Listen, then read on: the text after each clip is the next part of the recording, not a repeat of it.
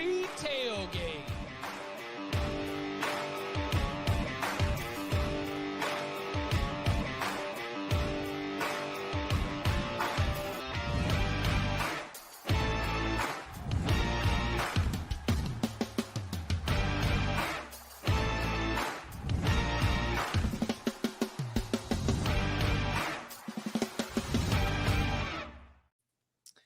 And welcome back to the Cover 3 podcast here on CBS Sports. That's Bud Elliott. That's Danny Cannell. That's Tom Fornelli. I'm Chip Patterson coming to you live at youtube.com/cover3 and everywhere you get your podcasts on demand. Thanks for hanging out. Smash that subscribe, smash that like, and come and join us in the chat, a.k.a. the Cover 3 tailgate, which has been rocking and rolling here on a Thursday, interactive, because we're going to be opening up the big old bag of mail. You leave us a 5-star review, and in that review, you put your question. We will put it in a future mailbag episode. Also, since the Cover 3 Tailgate is loyal with us all through the year, you know we are also going to be taking questions from there. We've got some big headlines right after we got off the show. Alabama had another former 5-star enter the transfer portal. We'll get into that. A few sort of not necessarily like big-time headline, but a little bit of movement on the coaching carousel as well. We will, before we get into all that, hit some of the early birds because we want to reward those of you who show up and get the questions going. So Alex, who jumped in almost an hour before we got started, says in the Cover 3 Tailgate, would some of the coaches from the pre-transfer portal era be as successful with the way they treated players and amassed talent through deceit? Example, Urban Meyer at Florida. Okay, I'm reading this live now, and I will say that we can maybe put the treatment of players and deceit and Urban Meyer maybe to the side. The first part I do think is interesting. Would some of the coaches from the pre-portal era be as successful as if we look at the portal era now? It's a pretty loaded question there. That is.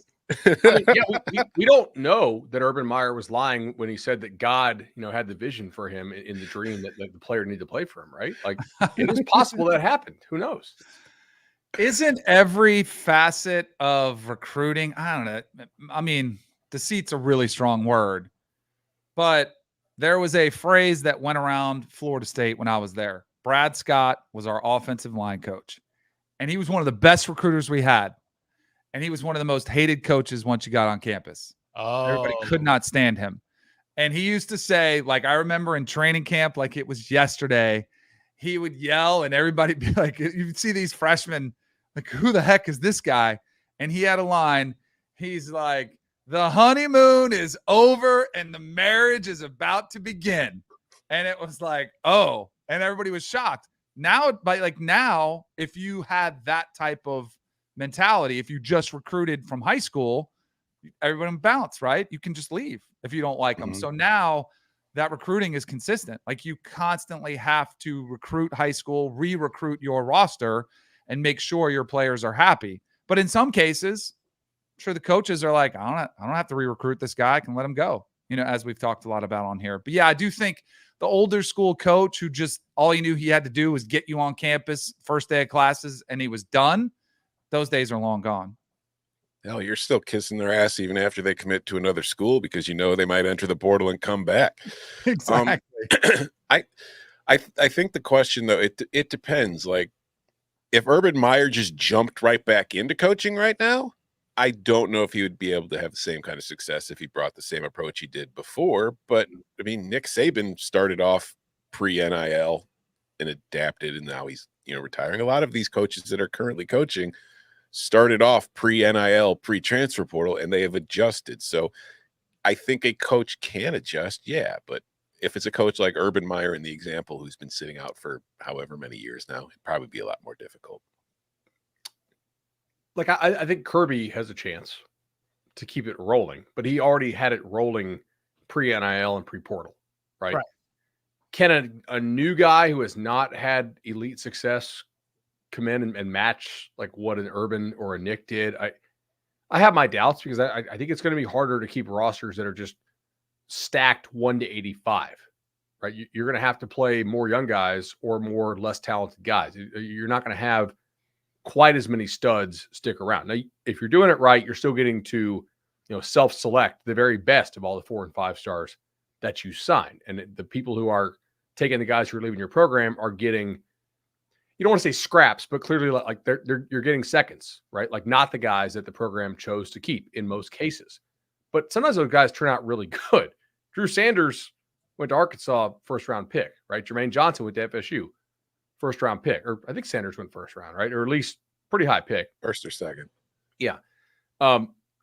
So I think it's tougher to keep your roster loaded 1 through 85. And I think we'll have probably more parity because of it among the top teams in this new era. I don't think we're going to have the parity 1 to 133, but we've really never have, honestly.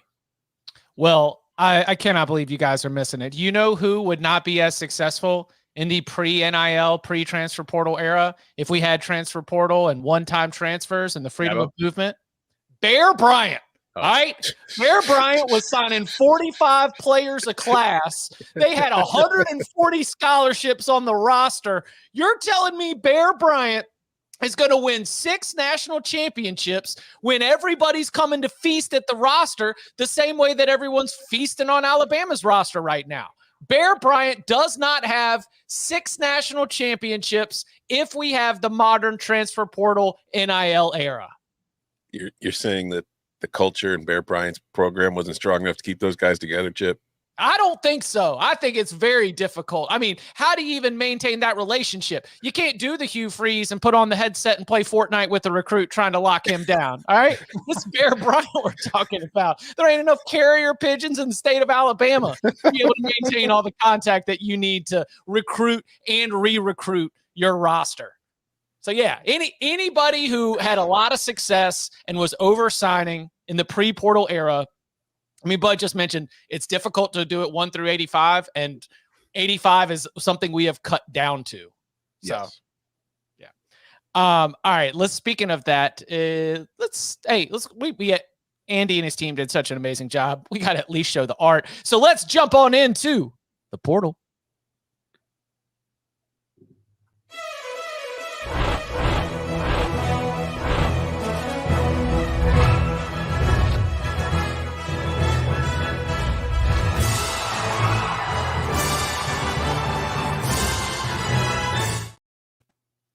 All right. So right after we got off the show, and I think that maybe we might have even mentioned it a little bit on the show, we were wondering about Kadyn Proctor, the former 5-star prospect who was a starter for his true freshman season. He did not need to grow into his body. His body was ready to go and play at a high level right away. Tom, 2 things. Number 1, I saw you detailing some of your observations from studying Proctor throughout the season, and what did you see in terms of his growth? And 2, these crystal ball predictions, they've got him going to the offensive line machine that is the Iowa Industrial Complex. So what do we make of Proctor, and goodness gracious, what that could be for the Hawkeyes if they get him on board? I was told by one Alabama fan that Kadyn Proctor's the system left tackle. So yeah, I mean, you got all these players are overrated now. Overrated. Yeah. Proctor, like he comes from Iowa, where he wasn't playing against the stiffest competition in high school, and gets thrown at left tackle for Alabama in the SEC. You'll be shocked to learn that he kind of struggled early in the season getting up to speed. But as the year went on, I mean, this is something like this was the Alabama offensive line as a whole. We talked about it on the show during the season. We talked about it heading into the playoff when you were trying to evaluate this team. The line was bad early in the year. Proctor played a big role in that, because when your left tackle is struggling, most of your line is going to struggle. It becomes hard to pass protect that way. But he got better as the year went along. He wasn't perfect. He wouldn't be somebody I would consider an All-American or an All-Conference player. But for a true freshman starting in the SEC at left tackle every single game, I thought he was playing well. He wasn't a detriment. And I think that he was a very highly rated prospect for a reason. He has the frame, he has the athleticism, and he was learning how to play the position as the year went along. And I think this is a guy that would very rarely come available in the transfer portal, in that you're going to have 3 years of a left tackle who could, by the time he leaves school, be a top 5 pick in the NFL draft. So he is going to get a lot of interest in the portal. I think Iowa is mentioned for obvious reasons. He's from Des Moines. Iowa, he was where he was committed to originally before he flipped and went to Alabama. But I think that's where everybody's connecting the dots. I think that's where he's most likely to land. But at the same time, Iowa doesn't have an offensive coordinator yet, so there could be wiggle room for other schools and programs to step in. So it'll be interesting to see where he lands. But he's a very good prospect. He's going to have a lot of high interest. Yeah, that guy looks more intimidating than a lot of the guys that are professional wrestlers. He's an 18-year-old kid who has an enormous body. What we see in development is that those guys who are that big usually take a little longer because that's just a lot of body to coordinate. Mm-hmm. Okay. And despite all that, he started from day one for Alabama, and he had one of the highest one-on-one pass blocking rates in the SEC. So Alabama must have not thought he sucked because they didn't give him help hardly at all. All right. He actually, the pressure rate allowed by him was pretty damn low. Now he allowed a lot more sacks. So he allowed 24 pressures and 11.5 sacks. And who are those sacks on? Right. The sacks are in large part on Milroe because his pocket presence is like 0. So, yeah, like to me, there's probably 3 guys that Alabama is really bummed to lose: Proctor, Downs, and Bond. Those are like the 3 proven high-level guys that are like, damn it. Now, I think they're probably pretty annoyed to lose all the other guys who would have been depth, and some of whom would have, like, at least, I don't know if they would have started, but they would have been in the running to play snaps for Alabama. So, yeah, I think Proctor's a really high-level guy. Is he an NFL left tackle? I think it'll depend on the beat. But you don't run him out there for that many snaps without giving him some kind of chipping or double-team help as an 18-year-old kid at left tackle if you don't think he can play. Did you guys read Steve Wiltfong's piece where he talked to Gary Downs, father of Caleb Downs? I thought it was really insightful. And it puts things into perspective for you because, clearly Bama fans are, losing their mind. How could we lose him? How could he leave? What about, what he's done? So Gary Downs told Wiltfong, there are so many factors. Unfortunately, some of the things he went to Bama for are gone. The whole coaching staff is now gone. Obviously, Nick Saban is an X and O wisdom and scheme, playing for the GOAT, running his defense. He was the stabilizing force. Charles Kelly left to Colorado, now at Auburn. Pete Golding left for Ole Miss. T-Rob gone to Georgia. Guys like Sam Petito, he spent a lot of time with.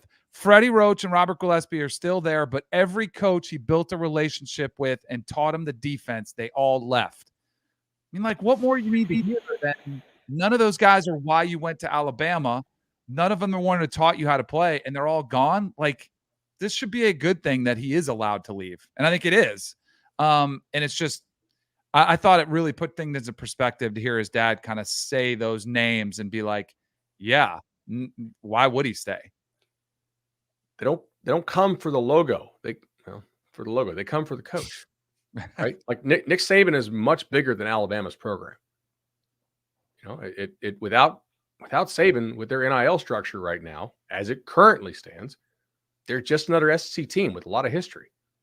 But they're a team that guys don't know who these coaches are, who they hired, in large part. Like Ken Womack is a guy I think people in the South know, but these players don't. Ken Womack hadn't been recruiting any of these guys. South Alabama doesn't recruit 4 and 5 stars. They don't know who the hell Mo Linguist is. So it's going to take some time. I think Kalen DeBoer is an excellent football coach, but if you're Downs, Georgia runs the same defense, and Georgia's going to be a hell of a lot better team than Alabama is. And you're probably going to get a much bigger bag at Georgia. So why would you stay? We sort of touched on it a little bit in yesterday's show. I think that the conversation has continued. Bud, you mentioned on the show, did Alabama, get hurt? Basically spinning out that the timeline of all this is the worst possible case for Kalen DeBoer. And that, maybe even you hire a ball coach because you understand that you're not going to be running at the same Alabama talent level that you had from the 2023 season. So at least if you got somebody who can coach them up, then that you're not hiring somebody who is just a negative when it comes to game planning, play calling, getting your team ready to play on Saturday. Do you think that we will see any sort of changes to the way that this is set up? Because the fact that it's Alabama means everybody's talking about it, but it is revealing this 30-day window when a coach leaves. What happens if that coach leaves after the transfer portal is closed? Do you think anything will adjust in the in the calendar for all of this? Something has to give. Well, I think what it has to give is this is just another messy reason that gets us to the end. It's like Right. we need to hit fast forward like 4 seasons, Yes. maybe less, but I think that we are in the growing pains of getting to where college football will be. And this is just one of several examples that get pointed to often where it's not, it can be better, but there's not an easy fix because then there's something else that needs to be fixed along the way. We have just been putting duct tape on all of the issues. And until we get to something that is more equitable for both sides, which is probably revenue sharing, collective bargaining, all those things, then it's going to be difficult to be able to keep putting little Band-Aids and duct tapes on every single leak that you see. I don't know if this answers the question you were actually asking, but you mentioned the 30-day window after a coach leaves. Does that really have to be 30 days? Like, wouldn't 14 be enough to kind of understand whether you want to stay or go? As somebody who has to cover this, yes, 30 is too many. It's exhausting. If you did 14, though, I think you'd have more guys jump in, not less. Interesting. Because it shortens the window. Like 30, It's like, hey, man, you got 30 days to jump in. You don't have to jump in right this second, right? Well, that was Rick Neuheisel, who works on SiriusXM CBS as well. He said the portal for these players shouldn't open for 2 weeks, then be open for 2 weeks, so that the first coach has the first right of refusal. Right, the new coach has the opportunity first, so they don't make the rash decision. There's one big pesky problem in all this thing called school. Like it really, like in the calendar, we can look at all that. The windows that are open, the windows are there because of school. And that's the issue. And that's why I think with Chip, you're talking about like we need to fast forward to where we figure out, are we even including school anymore? Are we even going to have this, get in the way? I don't want those nerds worried about class on my team anyway. I want football players. Right. Listen, there can be a very competitive academic league that we will also talk about here on the Cover 3 podcast. And then we will have the national championship, given to whoever wins at the highest level. When academic bulls start selling out 100,000 seat stadiums, then I'll give a damn about these kids going to class. And you know what's crazy is it not going to get any better because next year, guess what we'll be talking about right now? Setting up the national championship game. So we could have had multiple rounds of these if there's a coach that maybe gets a promotion to a bigger school or the problem's only going to get worse. Yeah, like team gets bounced in the quarterfinals on January 1st, then that's on the 3rd, and then another school is hiring from the semifinals because they lost their coach. I mean, the 1 month long playoff from December 20th to January 20th, my broken business brain was like, content for a month. This is going to be fantastic. So like when Kalen DeBoer gets fired after his 3rd quarterfinal only appearance, this will all be there again. Yeah. I don't have the answers. All the coaches I've talked to say the same thing more or less, which is I'm not smart enough for that, but I hope somebody is. And I think that hopefully enough people talking about it will inch us there, but it sure seems like we just got to hit the fast forward button. It's going to be a couple messy seasons as we figure out what the future of college football looks like at the highest level. I asked a lot of coaches at the convention. I was like, hey, what do you want to see changes wise that you think won't get nuked in court? And they don't know what'll get nuked in court. They got a pretty good idea. Like if it's stuff that like obviously restricts players' rights when coaches can move and then you make the players not be able to, like that's going to get beaten. Yeah. Because they're like, you can't talk out of both sides of your mouth, not employees, but yet we have non-compete type restrictions on them. Courts already don't like non-competes for actual employees. They definitely don't like you putting non-competes on people that in your same filing, you're saying are not employees. But one thing I thought was interesting is they do think that they might be able to push through an NLI, not NIL, NLI for transfers. That way you don't have to worry about your transfers getting flipped. Like right now, transfers don't actually sign any documents that lock them into a school. The only thing that locks them into a school is enrolling. And of course, you're only locked in for 1 semester, right? Because you can transfer again after the spring, which is preposterous, but that's clearly, it logically follows if you're saying these guys aren't employees, they should be able to have unlimited freedom of movement. So what they don't want to do is have to continue to recruit guys. Like, let's say you commit to me as a transfer in early December, and yet my semester doesn't start until January 12th. they're saying like that is something that probably wouldn't get struck down necessarily, or could last a couple years until we get this whole thing figured out. We institute an NLI for transfer. So if the kid signs a transfer NLI with you, which I think the very best transfers would never do because there's no reason for them to give up that leverage and lock themselves in until the very last minute.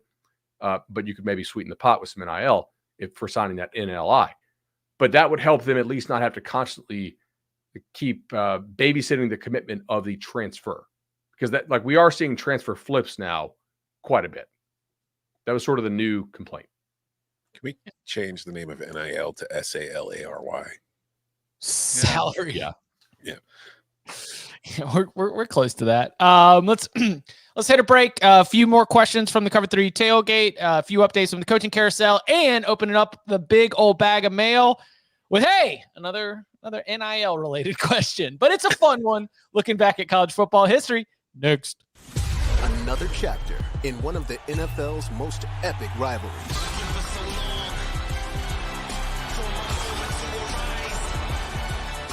Kansas City and the Bills have had some epic matchups, to say the least.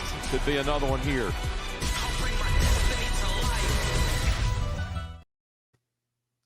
Back here on the Cover 3 podcast. We'll go from the Cover 3 tailgate for this next one. Black Mamba says, mailbag, what happens first? Alabama wins another title, or a team that defies the blue chip ratio wins a title? What if it's both?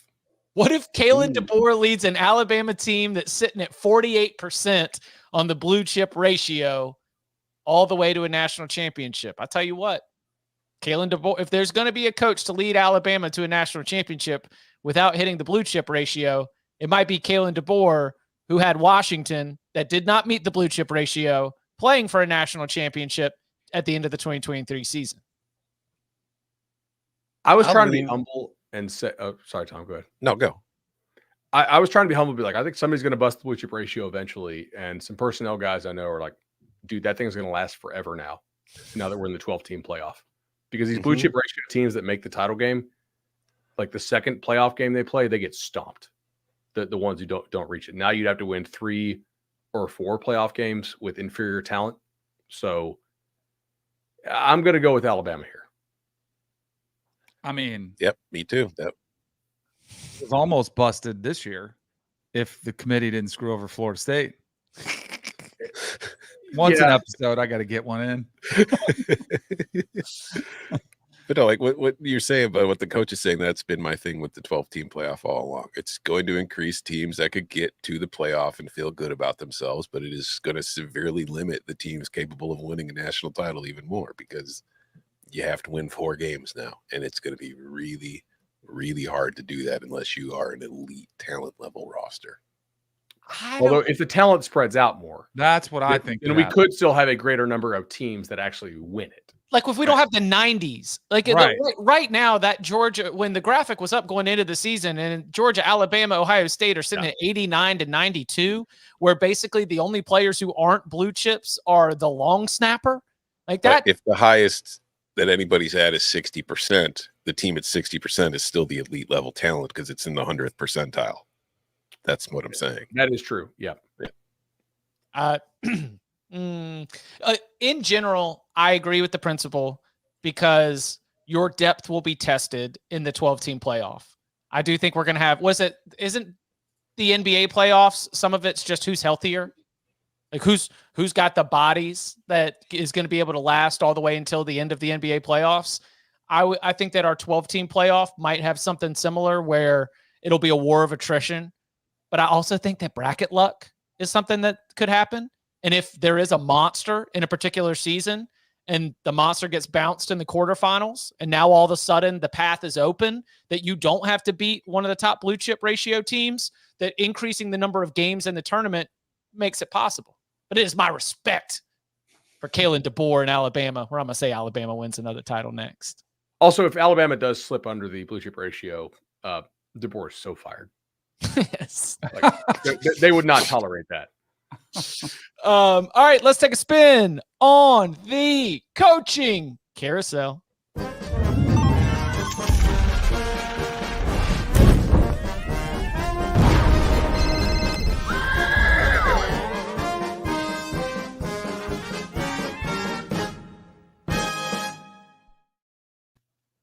Just a couple quick notes here. South Alabama loses Kane Womack to go be a coordinator for Kalen DeBoer. It's a name I haven't heard in quite a long time. Major Applewhite, come on down. Head coach at South Alabama. Bud, what do you make of the hire? Well, I didn't think their offense was amazing, but I'm going to assume that they have a pretty good feel for what he is or is not as a coach, since he was already on staff. And we'll see if it works. The Sun Belt feels fairly wide open, I guess, with Troy having a lot of turnover there. Certainly don't think they'll be as good as they have been. Well, South Al definitely invests a lot in its program. They're one of the Sun Belt teams that is more resourced. So we should know pretty quick if he can coach, because Kane Womack had him playing at a pretty high level relative to that league, even though they didn't actually win it. It was bad at the end of Texas. It was bad at the end of Houston. Yeah. Mm-hmm. Yeah. Late in the cycle, probably surprised to South Alabama. They did not think they were going to be in this position. Maybe thought they had survived the December, coaching carousel. Makes most sense to keep continuity, prevent the roster from falling apart. They're familiar with it. Guessing it's probably a reasonable deal. I think it kind of makes sense from that standpoint. Yeah. He was already there, and it's continuity. And again, at that level right now, it's hard to go swimming in the deeper waters for coaching candidates. And then on the assistant side of things, after initially unintentionally revealing to all of us that Ole Miss was looking at either a player from Virginia Tech or Boston College, and boasting that Derek Nix was very much still a part of the staff, amid rumors that Hugh Freeze and Auburn were looking to make him a part of the Tigers staff, we do get news broken by Lane Kiffin himself, not Auburn and not Derek Nix, that after 16 years for Ole Miss, Nix will be leaving to go to the former division rival, or the conference rival, Auburn, where, according to Lane Kiffin, he will be the full-time play caller for the first time. Interesting here. January 9th, reports indicate that Hugh Freeze says, I'm going to be the play caller. January 17th, Lane Kiffin congratulates Derek Nix on being the full-time play caller. Danny, did the Troll King just drop another heater right now? I only wish Lane Kiffin was as entertaining in person as he was on X. He is the most entertaining, but if you meet him in meetings, he comes off disappointing, right? He doesn't bring these type of bites and sound. Occasionally he will before a game when he says, get your popcorn ready. But a lot of times he's not as willing to talk the trash. This is the ultimate troll. Wait. You're telling me there's somebody who's more willing to talk trash online than in person? Get the hell out of here. He has been needling Hugh Freeze for weeks. Yes. He's needling Alabama overnight, sending pictures around Tuscaloosa. That's all he does is needle different people. And I love him for it. But this might be one of the most masterful troll jobs I've seen. Mm-hmm. No, it was hilarious. It got a genuine laugh out of me when I read the statement on Twitter. He undercut him on the announcement. I did see from some Ole Miss fans, they were like, Derek Nix deserved better than to just be like an object of your troll. And I cannot relate to that. I'm sitting here as some of the audience that Lane Kiffin was speaking to. I got a huge laugh out of seeing it, and especially as it goes into the rivalry with Hugh Freeze. So, yeah, Derek Nix, I'm sure he's going to get a great contract. He's got a great opportunity as, according to Lane Kiffin, the full-time play caller. But do you think it's a good hire for Hugh Freeze as he's trying to fix an offense that was woeful, by his own standards this past season? I don't really have much of an opinion on it. To me, I think Hugh Freeze either needs to win in 2025/26 or he gets fired. Right? I don't think there's really high expectations for Auburn to take a massive jump this year. The schedule's still really tough. The recruiting class they brought in, I think, is really special. I'm much higher on some of the guys Auburn signed than the industry is. I think they have some real difference makers. So those guys will be sophomores in 2025, and that is the year upon which Hugh Freeze will be judged. I don't really care. Also, he should have a new QB by then. Yeah, right. Exactly. I mean, this was not a good year for portal quarterbacks for the most part. Like, it wasn't, there weren't a lot of studs, but Auburn should have some money to go really buy a special guy for 25 and get that thing rolling, because they will have some really, really talented receivers. I'm sure whatever money the guy in year 2, which I'm skeptical of, but we'll see. I'm sure whatever money, the raise that Derek Nix is getting paid makes up for whatever feelings were hurt with the troll job. But Hugh Freeze's comment in the official Auburn article. I'm really excited to reunite with Derek here at Auburn. He's an outstanding recruiter and coach. Like, he's putting coaches in number recruiter 2. And coach. Like, he said recruiter first, coach second. I think that is by design, whether it was meant to be or not. I think that's a real reason why Derek Nix is there. Yeah, Hugh Freeze gets it. You don't coach your way to SEC titles. Dan Mullen found it out the hard way. You need to recruit your way to them. Yeah, with coordinators, it's great if they can recruit, but you don't want it to be their primary calling card most of the time. All right, let's go to the Cover 3 tailgate. Joseph Smith says, long-time listener, first-time chatter. My mailbag question: y'all consider only a short list of program to be national title contenders year in and year out. What can teams not on that list do to get there? Get on the list. I think to get there, see, this is where I do think when we say get there, let's talk about the 12-team playoff, because I think this is what makes it exciting. I do think there will be more teams, obviously, who are going to have a chance that will feel like they can win a national championship, and that's a good thing. Obviously, it starts with the program development, getting the roster closer to where it needs to be. It is a talent acquisition business. That's what it's about. So and then you got to get a culture builder, somebody who's going to coach the culture, then hopefully get a quarterback who can play. I mean, it's not impossible to get there. I think playoff contender and title contender are two very different things. Totally agree. And the question said year in, year out, which is why you can't just go for the TCU example. You can't just nitpick even a Washington this year. We're talking about national championship year in and year out. We're talking about a level that, for example, right now, Tennessee is trying to get there. So what are they doing? Investing and recruiting. I think Jason Cancel's comment is a very good answer. Let me pull it up. Jason. That's hilarious. Love it. Jason says, step 1, load up on portal talent. Step 2, sue the ACC. I guess the missing piece is over what timeline. Because I think the answer, if you're saying within the next 10 years, is basically nothing, unless the rules of the sport drastically change. But over a quarter century, if you get some things like massive migration of population to your state, look at the state of Florida. We had air conditioning and mosquito control come along within about a 10-year period.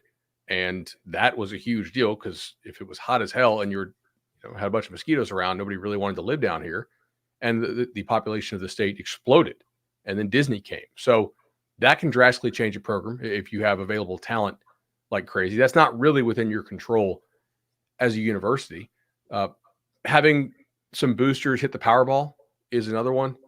Like if you had really, really passionate fans hit the Powerball, that could drastically change it, because then you could run an NIL payroll of 13 or 14 or 15 million every single year and make sure that you always had top roster talent. That would be something for sure. But are you talking literal Powerball, or are we saying figurative Powerball? No, hit the Powerball. Okay. The other thing I think you do is you push, you hope for the change, that the massive change that's coming in college football. Maybe there is a salary cap. That's the other thing you can hope for. Right? Is push for some sort of parity.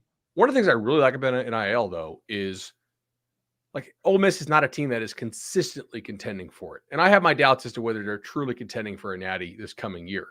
But they certainly think they are. And they've identified a time where you have a lot of experience coming back, some spots on your roster you can really go and upgrade, and a favorable schedule compared to your normal standards, and you can go for it. Like previously, we didn't have the opportunities for a program that wasn't a consistent contender to actually push their chips in. Now you kind of can. It's pretty fun to see. There you go. Do you want your favorite college football program to join the group of national championship contenders? The answer is at the convenience store behind the counter with those lottery tickets. Also, Michael in the Cover 3 tailgate, air conditioning and mosquito control. That's interesting as far as Florida attracting more population, but actually had an entire segment of an episode 2 years ago where we talked about the creation of like air conditioning as one of the biggest changes to the modern college football era. Mm-hmm. Maybe we'll take it back up. Maybe we'll talk about it again. Speaking of a question that comes up a lot in the Cover 3 universe. So NIL's been a big part of today's story. Today's episode has been a big story throughout, the modern last 2 to 3 years in college football. So what about like 10 years ago? What about like 20 years ago? Let's remember some dudes. Who are some of the players who would have benefited most from NIL if it were around? We'll get into that and more next. Well, you need your sports news anywhere? We've got breaking news to bring you. Then get your sports anytime you want them. Big trade news overnight to discuss. Because we know you need sports all the time. A lot of movement in the rankings this week. A legend adds to their legacy. We're bringing you that breaking news right here on HQ. CBS Sports HQ, anywhere, anytime, all the time. Back here on the Cover 3 podcast. One of the great things about being able to reach out to our robust community in the Cover 3 tailgate, both live and elsewhere, is getting a chance to hear from y'all, which is why we're going to open up the big old bag of mail.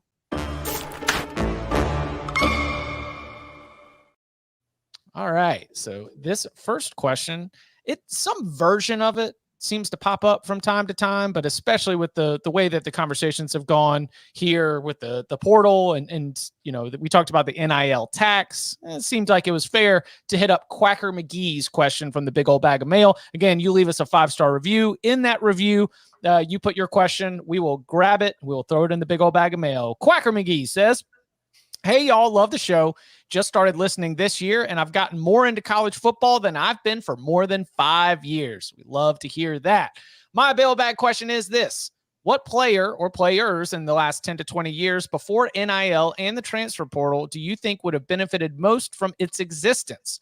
Either because they were a stud in college who never stood a chance of making it to the NFL, so they could have gotten multiple bags in college, or because they would have benefited from transferring to another school where they would have been a better fit and boosted their draft stock. Thanks, Quacker McGee. Tim Tebow. That's on my list. Mm-hmm. Do we think that's definitely? Yeah, because I think he transcends just the Gators because it's Team Jesus, and he was so out there with it. I think that is so marketable. And he also was really good, impactful as a freshman in those sub packages. He won the Heisman as a sophomore, so he's a returning Heisman guy. I just wrote down one name when I looked at this question. To me, it's Tebow by a mile. Plus, yeah, he still has marketing appeal now, and he hasn't. What has he done right in any recent time frame to be like, oh, I understand why that guy's still getting commercials? Yeah, I think Tebow is the poster boy for this question. I think going further back, I kind of approach this more from a aspect of guys who, when it comes to benefit, didn't have great pro careers. They were great college players. Because I think if you look at it that way, Cam Newton would have made a ton of money in NIL, but then he went on to make a ton of money in the NFL. So how much of a great benefit was it? But guys like Tebow, who didn't have long NFL careers, Tommy Frazier, Eric Crouch, all those kind of guys who had fantastic college careers, but were not really NFL players. I think Brian Bosworth would have made a ton of money because he was like a social media superstar 40 years before social media existed. I think he would have made a ton of, but as far as the transfer one, I didn't really consider that. But the first name that popped into my head, do you think there is any way in hell Calvin Johnson finishes his career at Georgia Tech if he was able to transfer in the transfer portal NIL era? That man would have made a lot of money somewhere. So and he likes Georgia Tech. He comes back to events and stuff, but still, no, Reggie Ball was throwing the ball. And I used the word throwing generously there. He was heaving. Yeah. The vase. Jared Lorenzen, I mean, he had a passionate fan base that was rocking and rolling. For the Cam Newton, you think you probably have the NIL just to get to Florida, right? Mm-hmm. So then you leave Florida, then you get to reopen negotiations again. I mean, that sounds like you get multiple times at the pay window. Cam Newton's got to be on there for sure. He might have been Tebow before Tebow because he wouldn't have had to steal a laptop. He would have been able to buy it. Sliding doors. If NIL were around, Yes, then maybe Cam Newton doesn't allegedly take the laptop. I thought about this kind of differently, like Tom did, because I think there's obviously the obvious big names of college football history who would have crushed it. Most of those names did crush it anyway. So it was like, who would have it been like life-changing for? I thought about, like Tom said, some of the guys who didn't have NFL careers, but even like the baseline, like you hear some of the numbers that are just going out, like a Texas offensive lineman. Or what I've thought about a lot was the amount of players who left early because they had to. And they became, and guys that we don't even know their names, a lot of them, but they left early. Maybe they were a 7th round pick. Maybe they went undrafted. They get cut. They never played again. They could have come back, made more money than they would have made in the NFL, maybe increased their draft stock. Those are the guys that I think probably those are like the sad stories we never heard about, that it would have really benefited them the most, that never had a chance and could have really get a head start on life if they would have had some money and maybe even changed their NFL path if they had another year of development. Denard Robinson. I think that, and one thing that I was looking at for this, and this is so nerdy, but again, there's a lot of different ways to attack this question, which is one of the reasons why I was glad that we were able to get a lot of different responses. So I've got like March 06 as when YouTube really takes off. And I started to think like, who were the true highlight reel players in that era? And Shoelace was up there. Percy Harvin was up there. A lot of people. Steve Slayton.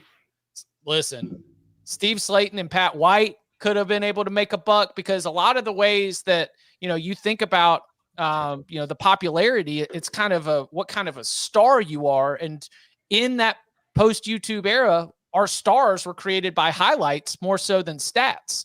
I mean, we remember Denard Robinson scoring that touchdown in its very first snap. And we're like, whoa, who is this? And you think about the money that would have been there for him behind Michigan.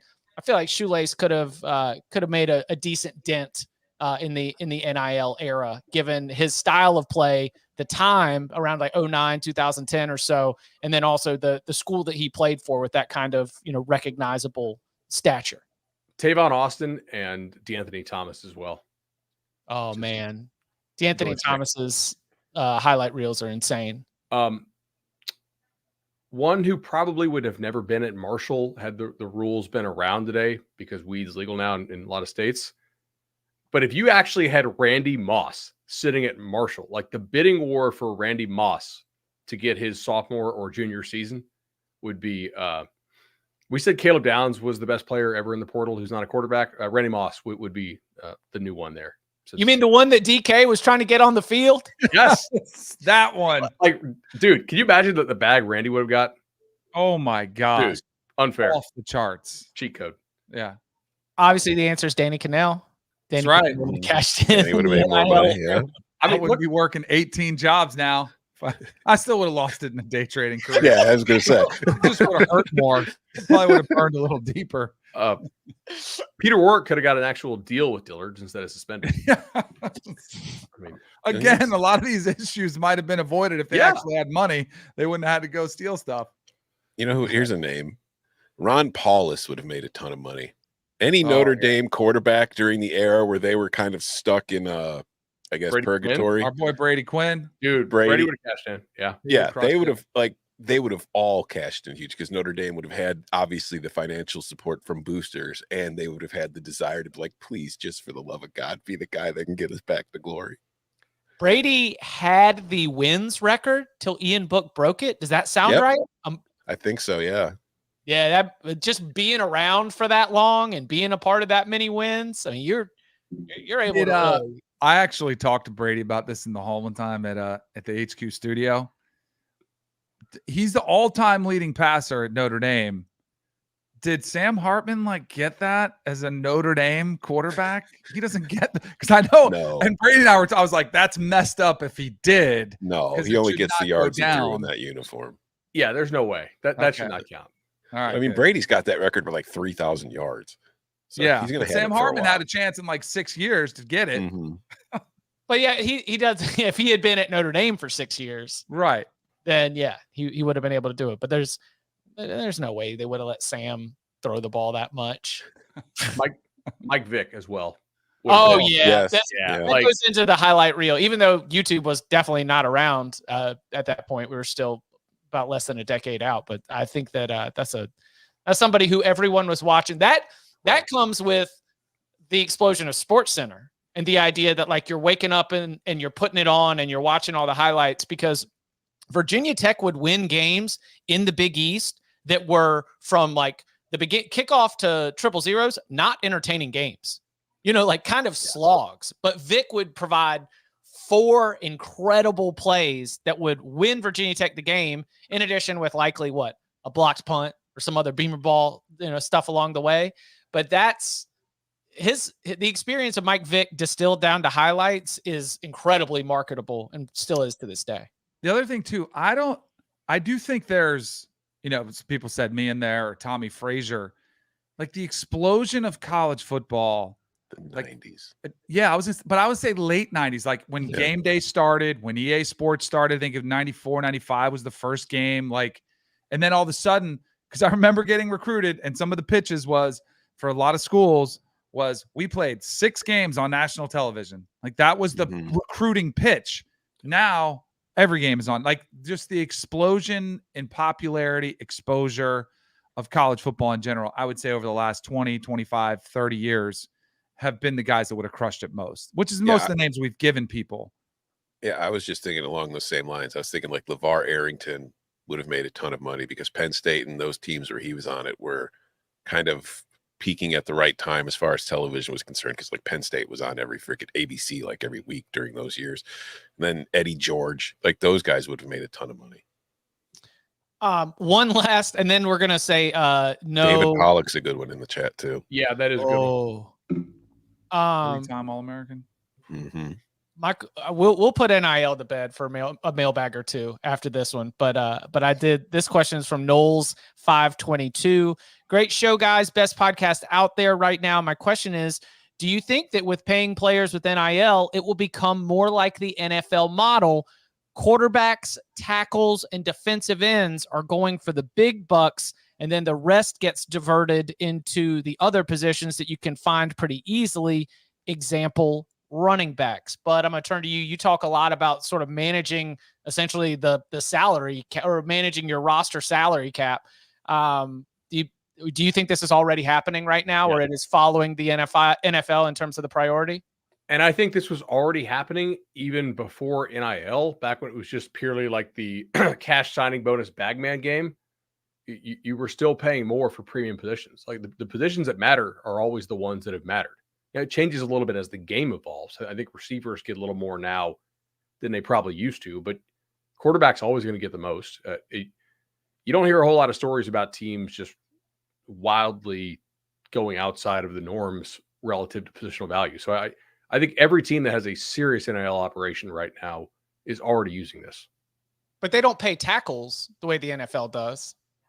There aren't many available. Yeah, there's not many good ones. A tackle's going to get plenty of money in the portal if he's good. You think Oregon got the Rhode Island kid for cheap last year when Ohio State really wanted him? Because I don't. Unless Proctor really wants to go back to Iowa, you don't think he's going to get plenty of money in the portal right now? I think plenty, but the way that it is at the NFL, the difference between like a really good offensive tackle and a really good linebacker is stark, right? I think that's the case in both levels, yes. Yeah. Overall, in general, I think I do think it'll follow the NFL model. Yeah. Like, I mean, we were talking about Quinshon Judkins. Like, if he, Ole Miss, I think, could have afforded to keep him, I think, if they really, really wanted to.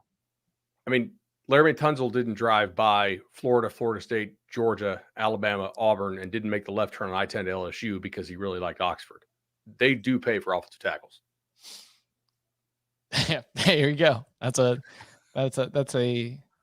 He's from Lake City in Florida, by the way. That's for those of you who couldn't. Right along the way, I-10. Bam. Yep. Yeah, listen, it was like Indiana Jones. Go by the busy bee. Drive by map. You just sort of see it weaving along the screen. All right.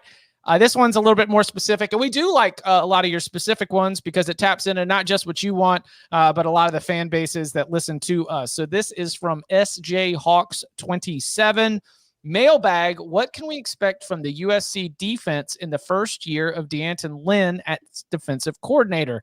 In terms of national ranking, players able to get in the portal, or even will they just be able to actually hit back when an opponent hits them in the mouth? I would say improvement. How much improvement? They brought in a lot of guys on defense last year in the portal. Less this year. They lose Bullock. There's a couple guys who leave, but they still have some decent talent. This is legitimately one where coaching could help, assuming Riley lets him run practices the way that he thinks they should be run. That's long been a question, right?